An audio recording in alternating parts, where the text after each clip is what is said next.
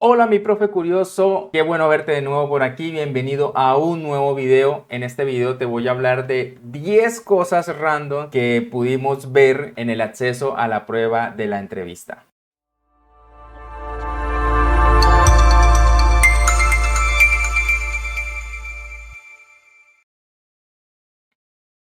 Bueno, y déjenme empezar con la número 10, que es precisamente el desorden. No estuvo todo tan organizado como en la prueba de la entrevista como tal, como en el acceso a la prueba escrita y como en la misma prueba escrita. De hecho, los documentos a los cuales podíamos acceder o el material del acceso a la prueba estaba desorganizado. Llamaban un nombre y por allá el que levantara la mano, ese era, y se lo llevaban. Luego llamaban a otro, iban a otra parte del salón. Entonces no había como un orden en los documentos o ellos mismos los desorganizaron. Por ese motivo, entonces, ese primer punto, el desorden que hubo en la organización. Número 9, cambio de sede. No sé si les pasó a ustedes, pero a mí me mandaron para el otro lado de la ciudad. No había ocurrido ni en la prueba escrita, ni en el acceso a la prueba escrita, ni en la misma entrevista. Me había tocado lo más cerca posible a mi lugar de residencia y se supone que ese es el objetivo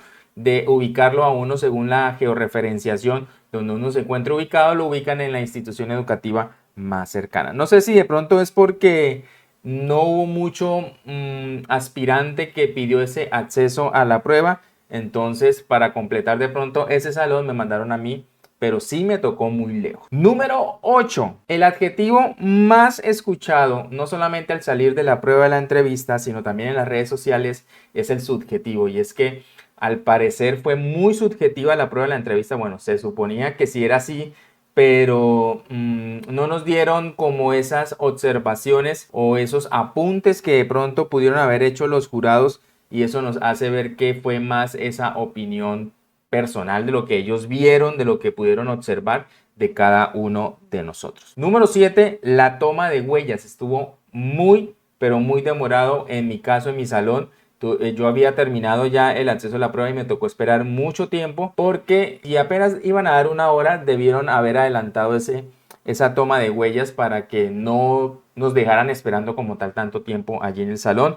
De hecho, yo terminé como en 20 minutos ese acceso a la prueba, no porque no tuviera nada que escribir, de hecho escribí casi una hoja, pero sí mucha demora en la toma de la huella. Se hubiese podido hacer al principio, como lo hicieron en la prueba de la entrevista, en esa media hora de espera nos hubiesen tomado como tal la huella. Número 6, el tiempo. Precisamente acabo de tocar ese tema del tiempo, y es que fue más que suficiente, y no porque no había nada que mirar, o bueno, sí, porque precisamente no había mucho que ver. Ya usted conocía o se acordaba como tal del caso, simplemente era repasar el caso que le había tocado, pero con eso usted no podía hacer nada. Lo más importante era saber cuáles eran las competencias y los indicadores que nos habían evaluado y el puntaje que nos colocaron cada uno de los entrevistadores, pero no hubo más. Hasta allí, como tal, nos dieron allí los componentes de cada una de las competencias, que eso de hecho pues está como tal en la guía que usted y yo ya la habíamos conocido previo. Entonces no nos dieron mucha información, y por tal motivo pues no era como de una prueba o un acceso a prueba demorarnos mucho tiempo. De hecho yo me demoré, como les dije, 15 minutos, y con eso fue más que suficiente. Número 5, los apuntes. En mi caso y en mi salón los revisaron antes de salir. Eso sí, estuvieron muy estrictos con esos apuntes. Durante toda la prueba decían, por favor, no vayan a copiar al pie de la letra lo que está en el formato o en la rúbrica. No se puede copiar, no se puede sacar nada tal cual. Entonces, a mí me revisaron. Yo lo único que tomé tal cual de la rúbrica fue el puntaje que que me asignaron los jurados en cada una de las competencias. Y eso fue lo único que copié tal cual. De resto fue una observación que yo hice con respecto a cada una de las competencias. Pero sí, a muchos profes, de hecho, escuché y leí por allí que les tocó cambiar toda la hoja. No le dejaron sacar la hoja. De hecho, les prestaron 2 hojas de cuaderno porque no había de dónde más sacar, y les hicieron volver a escribir o a tomar sus apuntes sin sacar nada textualmente de lo que nos habían como tal entregado. Entonces por ese lado estuvieron muy, pero muy estrictos. Número 4, la rúbrica de evaluación. Esperábamos más de esta rúbrica, la verdad. Queríamos ver el puntaje asignado por cada entrevistador, queríamos verlo, el que cada uno había colocado y no el consolidado ya de todos o el promedio ya de todos los puntajes, porque eso no nos deja ver como si hubo unanimidad en un puntaje o no. Entonces la rúbrica le faltó mucho. De hecho, no nos dejaron escribir las competencias o los indicadores que de hecho son públicos porque están en la guía, que creo que es la 49. Allí están todas las indicaciones de cada una de las competencias. Entonces no nos dejaron sacarla, pero igual es público. Entonces por ese lado sí me pareció un poquito incongruente de que nos muestren una rúbrica sin darnos realmente qué fue lo que evaluó cada uno de los entrevistadores, y más precisamente porque algunos no les evaluaron las mismas competencias ni se tomaron los mismos indicadores. Número 3, el formato de consentimiento informado. En este formato, pues imagínense que entrando nos lo hicieron llenar, nos lo recogieron pues sin la huella, porque el que iba a tomar la huella era precisamente la persona encargada.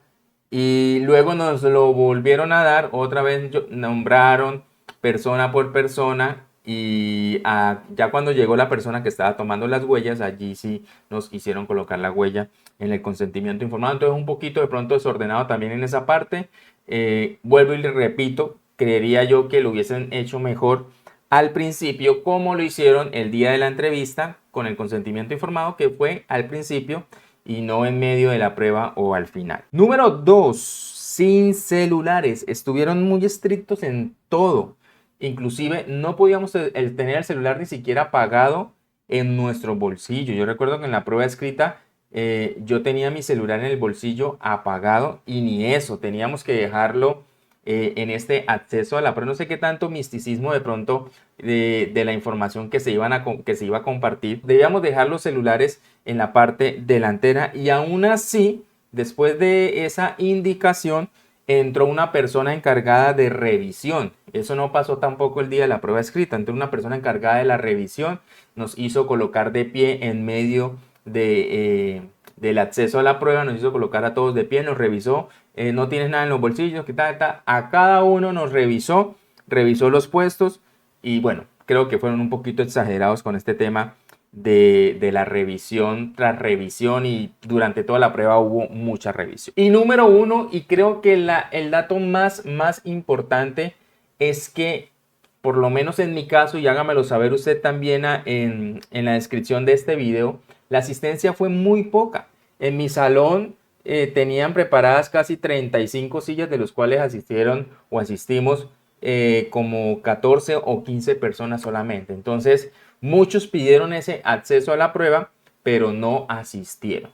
Entonces lo importante de haber asistido a la prueba es de pronto ver ese puntaje, que fue lo único que pudimos ver como tal. Lo demás ya lo conocíamos. El puntaje que fue el promedio de cada uno de los entrevistadores. Fue lo único que nos permitió ver este acceso a la prueba, y con base a ello pues vamos a complementar nuestras reclamaciones para el caso que cada uno tenga. Los invito a cada uno de ustedes a que se conecten esta noche a este live. Les voy a dejar el enlace aquí al finalizar el video para que se conecten esta noche o esta tarde a las 6 de la tarde, en unos minuticos, en este live del acceso a la prueba. Dios me les bendiga.